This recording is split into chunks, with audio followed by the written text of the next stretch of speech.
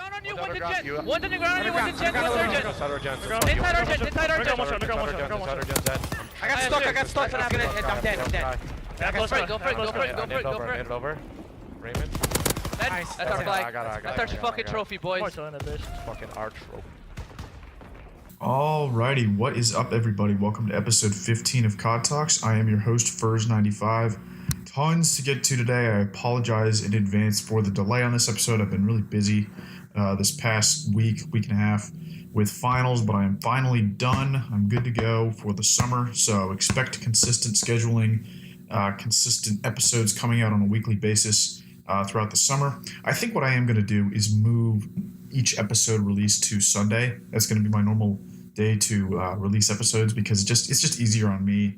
I have a little too much going on Fridays normally, so expect new episodes to be coming out on Sundays normally. I think Sundays is honestly a better day too because that's generally when, obviously it's the last day of the week, so I can kind of culminate all of the news that goes on that week into one day, and I think Sunday will be the best day for that. So, but with that said, guys, I am going to get into the news. So before we get into all the Optic news, which of course we're going to get into, I do want to make a few notes on certain things that came about since my previous episode that I wanted to touch on. The first and foremost being that I haven't touched on this. I know it feels like forever ago that this happened because there's been so much news going on within competitive COD, but Nameless announced his retirement, which, you know, I think he said basically he's not confirming that he won't compete in Black Ops 4, but we know how this goes. He probably won't. Odds are he won't. He seems very happy with his content creation, his streaming. It looks like he's going to be casting, I think. I don't think that's official yet, but he'll probably be casting in some capacity, which is very good. I really enjoy his casting. I think he does a very good job up there on the analyst desk. I always like when former pros become casters because they obviously, I've talked about this before, but I think a true analyst to me is someone that has either competed or coached in some capacity because they really are the only ones that can truly give that next level of analysis. And Nameless has been around forever. I mean, the guy's been competing since COD 4, so he's just a true veteran of the game. And I'm very excited to see. I know it's disappointing to see that he won't be competing anymore, but I think he definitely has a future still within competitive COD. So I wish Nameless the best of luck in the future, and I'm glad that he's sticking around. And the next piece of news that I wanted to get into was the statement that Activision released. I believe they released this statement. Let's see, they released it on the 3rd of May, which is about 5 days ago. They said. They released basically this big long statement about Black Ops 2, and they touched on esports a little bit, and I wanted to just read what the actual statement said. I'm paraphrasing here. This is a tweet from Charlie Intel. They said, Activision says that they have learned a lot about esports league development from Overwatch League and plans to apply what they've learned from the Overwatch League to Call of Duty esports in the near future. So, a lot of people were speculating that this means that they're going to try and introduce franchising in a Call of Duty esports, and I don't think that's happening. I just don't think COD esports has the numbers right now to really get serious about franchising in competitive COD. I don't think that's what they meant by that. I think that hopefully that what they're more talking about is like promotion. Because as we all know, the Overwatch League has been very successful up to this point. Activision's done a really good job of promoting it and giving it good structure and really everything it needs to thrive. And hopefully that's what they're kind of hinting at in terms of COD esports. And that would be great. I mean, that'd be awesome. We all know the promotion struggles that we've had up to this point with really all things competitive COD.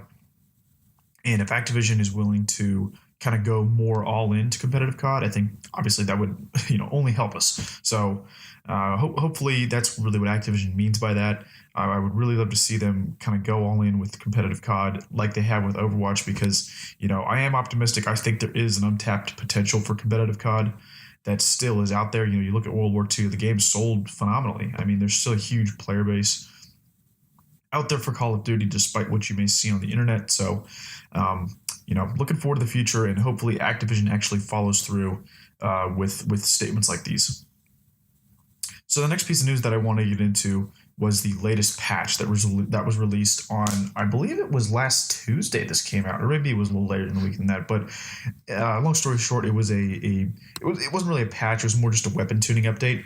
And the two biggest updates that have an effect on competitive COD was that the Itra Burst received a slight nerf, not too heavy, not too crazy or anything, and then the bar also received a slight nerf. So I think both of these nerfs were good. I think they definitely were much needed. I think the Itra Burst now, I believe, I'll be honest, I haven't been able to watch a whole lot of scrims or anything, but I believe the gun will be used in competitive COD. I know that there was a push to try and gentleman's agreement, but make it a part of the gentleman's agreement. But I think after this nerf, most of the pros seem to think that it's fine the way it is, and I agree. I think that it's a fine gun now. I don't think it's overpowered anymore. I think that the nerf, realistically, the nerf was pretty minor, and I think it puts it in a pretty good spot, as well as the bar nerf as well. I think the bar nerf was also needed as well as the Itra Burst nerf, because I will say that the fundamental problem with the bar has still not been solved, and that's the fact that they can kill faster up close than a sub can. So, I still don't think that the nerfing and weapon tuning as a whole is perfect, but it's probably the best we're going to get. And I'm hoping that we don't see any more major changes, because I think that, it's funny. One of the problems that some people complain about is that COD always revolves around, the meta is very limited. It generally gravitates around two guns, and some people claim that the meta gets stale too quickly in a lot of previous competitive COD titles. But this one, World War II, has been the complete opposite. I mean, we've had meta changes. It feels like between almost every event. So. And honestly, I think that it's been a little too much in the opposite direction in World War II. I think that we have had a little too many meta changes, and I would like to see things just kind of settle down for the rest of the season, hopefully. I know the pros would agree with me there. I think that they're the ones that are probably most frustrated about the constant meta changes. And I think they have every right to be honest. I know that I think sometimes they do overreact, though. Sometimes, like, for example, like the Itra Burst being introduced, like, is that really going to change the way the game is played fundamentally a whole lot? Probably not. I mean, it'll obviously you have to play a little bit differently as an AR when you're running a burst weapon, as opposed to something like a bar. You can't be as aggressive. You have to really try and focus on making most of your engagements long range. But ultimately, the only update that was like really fundamentally changing was the divisions overhaul. I mean, that really changed how the game played, right? So, I think the pros do overreact a little bit, but I also think that we need to have a consistent meta for the rest of World War II. And I would like to see it be this meta. I think that the bar, the burst, the burst gun, the STG all have places in the game in certain situations, which is, a good thing, I think. It would be nice to see another sub come into play. I still don't understand for the life of me why the Thompson is part of the gentleman's agreement. But, be that as it may, I think that we're in a pretty good spot right now. And I think that, hopefully we get some consistent meta now between events for the rest of the season.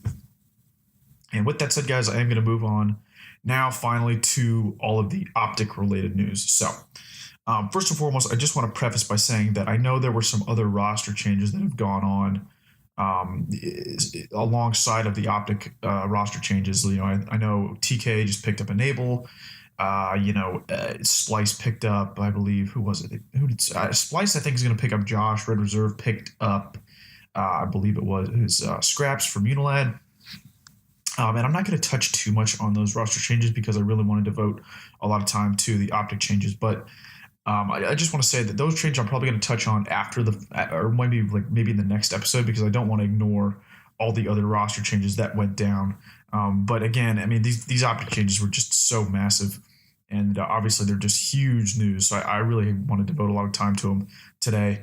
And with that said, guys, so obviously, as I would hope everyone knows listening to this, Optic Gaming decided to, decided to leave, essentially. He was unhappy with the current team, or with the previous Optic roster, and he left and requested, maybe not requested, but he joined LG in place of Octane. Octane then was picked up by Optic, as well as Methods replacing Karma. And so I want to start by saying that it sounds like Karma basically had no choice. He wanted to play alongside. He actually just confirmed this the other night on stream that he wanted to play alongside of Scump, Crim, and Octane.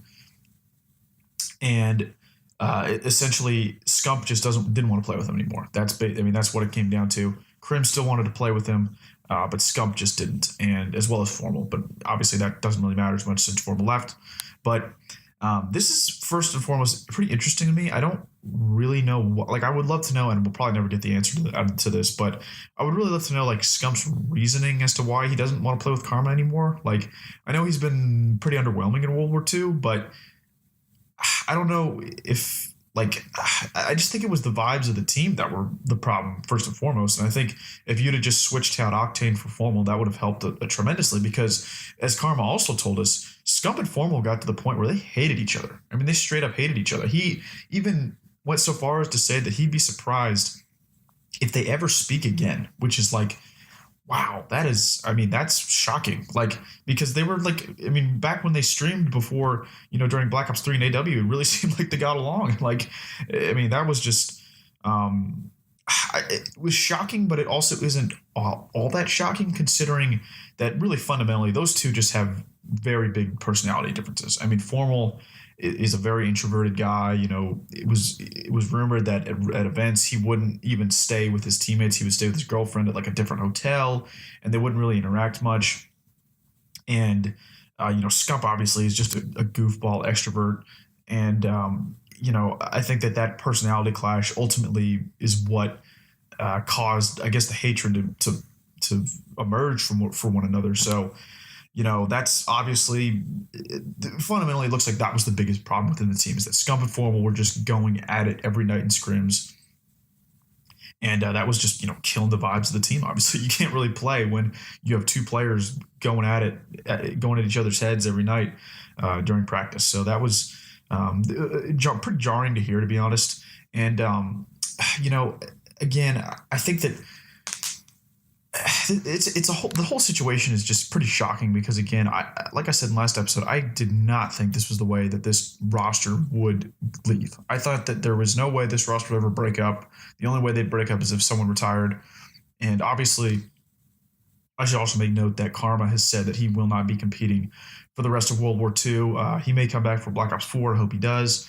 I would hate for this to be the way Karma, 3 ranks Karma goes out, but it's a bit disappointing. But I know Karma mentioned that he did have an offer to a team that he felt would be able to win championships. And I believe that people were speculating it was TK, but I believe it was actually just confirmed that it was actually FaZe. He would have been replacing Zuma, who would have then gone to Optic. So, would have liked to have seen that happen, but I think FaZe, and that's the next point I want to get into, is that Optic, Methods obviously is the biggest question mark on this team coming into this team. He was not their first option. That was revealed in Vision.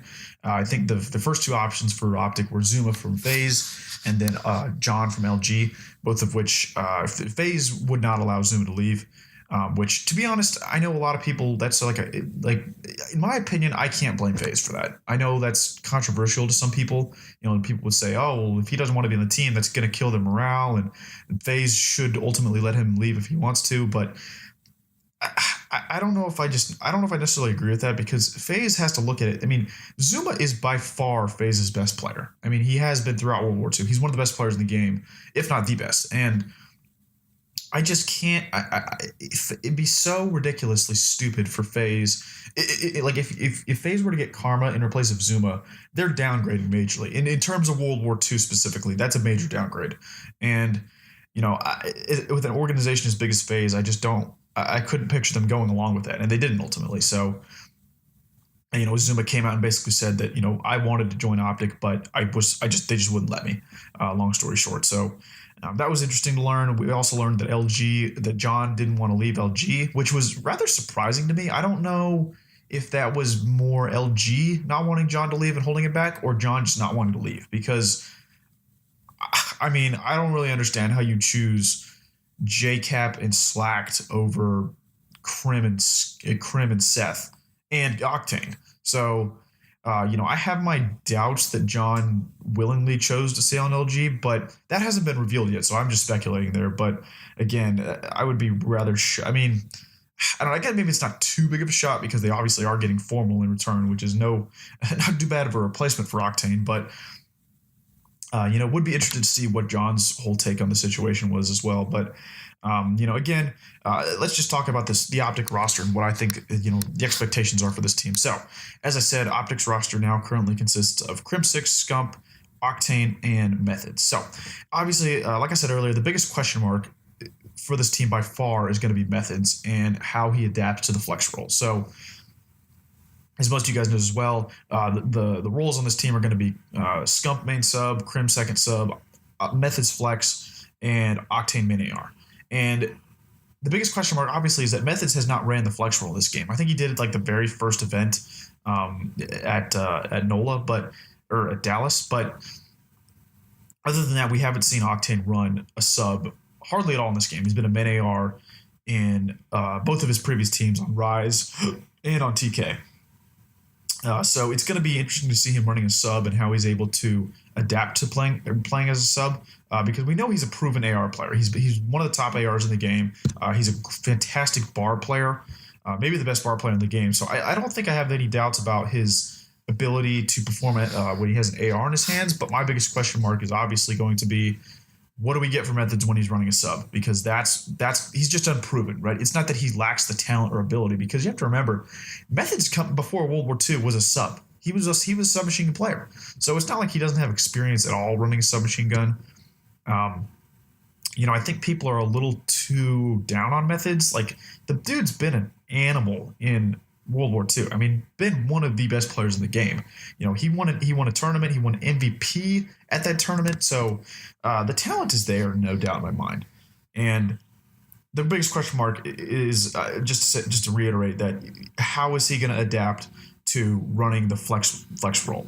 And how is he going to adapt from switching back and forth between an AR and SMG? Because that's a difficult task, right? You have to play. Your play style in this game is significantly different at running an AR as it is compared to running an SMG. So it's going to be interesting to see.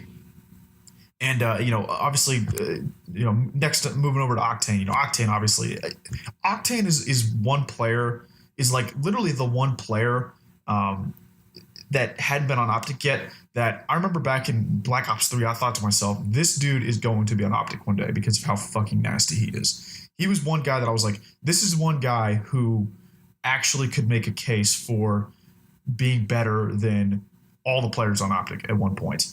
And he's a rare talent. He's a guy that has consistently been a top AR in the past like 3-4 titles. I would argue, even he very well might have been the best AR in Black Ops 3. Him, Slasher, and Formal have been just in a class of their own, really, the past 3 games. And Octane is he's a human turret, man. He's just, his shot is just ridiculous. Maybe the best shot in the game. Maybe the best shot we've ever seen. And there's no doubt in my mind that he's going to fit in well with this team. He's got a really good work ethic. He really has a good understanding for the game. He's just all business. And I think that he seems to be a pretty laid-back, easygoing guy, so he's probably going to be pretty easy to get along with, in terms of scrims and all that. So, I think that Octane is definitely a huge pickup. That's a really, really good pickup. No doubt he's going to be. This guy obviously brings up the conversation of Octane versus Formal, right? Those two have been going at it neck and neck for years now. They've been largely regarded alongside Slasher as the best ARs in the game for a while now. And, again, in my personal opinion is that Octane to me has been slightly more consistent, but I think Formal has a slightly higher ceiling. Maybe I'll be proven wrong. Maybe Formal will come out and just blow the competition away now that he's on a new team. But I definitely expect Octane to fit in nicely with this Optic team. I think that he's got a winning mentality. He loves to, I think he has the utmost respect for Scump and Crim. So, I expect him to thrive on this team. I think he's going to be on Optic for a long time, and I think it's a great pickup for Optic. And again, I think this roster, I know people are a little skeptical of Methods because, like I said, he wasn't their first choice, but I think this roster has a lot of potential to be nasty, specifically on World War II. You know, we'll get to Black Ops 4 when we get there, but for now, I think this roster is going to be really nasty. I am obviously biased of being an Optic fan, but you know, I think these are all proven players. You know, I think they are. Optic's biggest problem was that they just needed a change in vibes on the team, and that's what these two are going to offer more than anything. And I expect big things from this roster in the future. I also want to touch on LG a little bit because obviously, like I mentioned earlier, Formal left. It chose to leave Optic and go to LG in place of Octane. So now LG's roster consists of Slack, John, JCap, and Formal. And the biggest advantage I would say LG has over Optic is obviously the role, how everyone fits into their role, right? The LG has clearly defined roles with Scump and Slack running the SMGs, JCap running the Flex, and Formal at the main AR, right? Everyone has experience running what their roles are going to be on this team. And that's definitely an advantage that LG has over Optic because, I mean, obviously, everyone knows this LG Optic rivalry is going to be intense. I mean, intense. It's going to be crazy to watch for the remainder of the season. And my biggest takeaway of this whole thing, this whole fiasco with Optic, is that I'm most interested to watch how Scump and how Formal perform for the rest of the season because these two, they just seem to have it out for one another. I mean, maybe, you know, Seth might be a little less like he might have taken it a little less personally based on his reactions from Vision. You know, he came out and basically said, like, I'd love to still be friends with Matt and Damon, but, you know, I don't think Formal's going to take it that way. I think Formal is going to come out and just want to beat Seth more than anything in this world. And, you know, a motivated Formal is a scary Formal, and a motivated Scump is a scary Scump. And I think they're both more motivated, maybe not than ever, but they both got to be motivated after this. And that's scary because I think those two are probably the two most naturally talented Call of Duty players of all time. And now that they're on separate teams, it's going to be fascinating to watch how they perform the rest of the season. With that said, I think LG, you know, in my opinion, do they get worse with this? No, probably not. I know Octane has been better in World War II up to this point. But again, we've really only seen Formal run the main AR for 3 events? So he's been really dominant with the main AR in his hands now that he's back in that role. So, you know, I don't expect LG to drop off. I think Formal, like I said earlier, is going to be remotivated. He's going to want to prove more than anything that he can win without the Optic roster. He's going to want to beat the Optic roster more than anything in this world. So I don't expect LG to drop off at all. I think Optic is much more of a question mark than LG is as a whole. And it's just going to be that this is a rivalry that is going to be one for the ages because it's going to be intense. And the fact that they're in the same division is awesome because we get to see them match up against one another for a few weeks straight. And it's going to be lots of fun to watch. But with that said, guys, I think that's going to do it for today. I don't want to get into a ton of the other personal drama related issues with the whole Optic situation. I pretty much touched on everything, right? I mean, you know, this team basically crumbled because 2 players hated each other, Scump and Formal. Formal as a whole was just not vibing with this team. And I also do want to make note though that the point that this team really started to go downhill internally, as both Scump and Krim pointed out, was after the Black Ops 3 loss. And the Black Ops 3 champs loss, I should say. And this makes sense, to be honest. It makes a lot of sense because when you think about it, that was the team's toughest loss by far in their entire tenure. You know, people might point out, you know, the FaZe loss was bigger. That was a bigger choke, I would say. But in terms of hitting the players the hardest, that Black Ops 3 champs loss had to have been it, right? Because they had already lost AW champs, right? That was a huge disappointment. They were the heavy favorites to win AW champs, and they lost, and that was heartbreaking for all of them. And you know, they went into Black Ops 3 with you know, just a reinvigorated mindset, and they were going into Black Ops 3 the favorites to win as well. I mean, they won Stage 2 playoffs. They beat Envy, who was their only, who was by far their biggest competition at the time, and they went to Black Ops 3 the favorites as well. And it was it really felt like this was the year. It's okay, they're going to redeem themselves this year. They're going in hot. They're playing well, and they just didn't get it done again. And I think the fact that they didn't get it done again is like really what set them over the edge and really made them start to question one another as players and as teammates and just as people in general. And it makes a lot of sense that that's where it all kind of started in terms of this team going downhill, personality wise, because I think what's safe to kind of assume that what happened is that Formal took that loss the hardest, and he basically just changed his mindset after that loss. He basically said, I want to win no matter what, period, end of story. I'm going to grind my hardest. Formal is widely known to be one of the hardest working players in the game when he's motivated. And I think when Scump kind of just didn't really practice a whole lot in the beginning of IW, I think that really set Formal over the edge. And just really, that's really where it started. And, you know, it makes sense that this team, you know, I mean, the fact that they hated each other. They quite literally hated each other.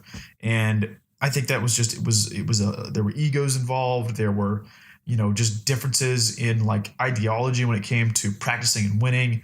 And, you know, that's just, that was ultimately this team's downfall. And they couldn't mentally fully recover from Black Ops 3 champs. And I think the problem is that, you know, some people say, oh, well, they won IW champs. What's the problem? I think the problem is that there was probably a lot said to each other that we did not hear in between the end of Black Ops 3 champs and the beginning of IW champs. So pretty much the entirety of the IW season, there was probably a lot of personal conflict going on.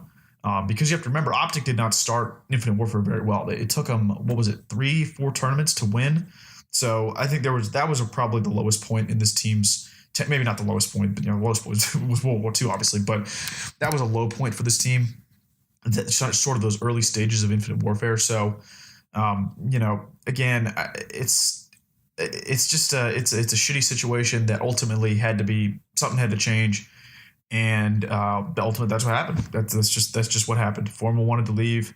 You know, Scump was tired of playing with some of the guys on the team. I also want to say that it's unfortunate that Krim was put in this situation. I think Krim is the one I probably like.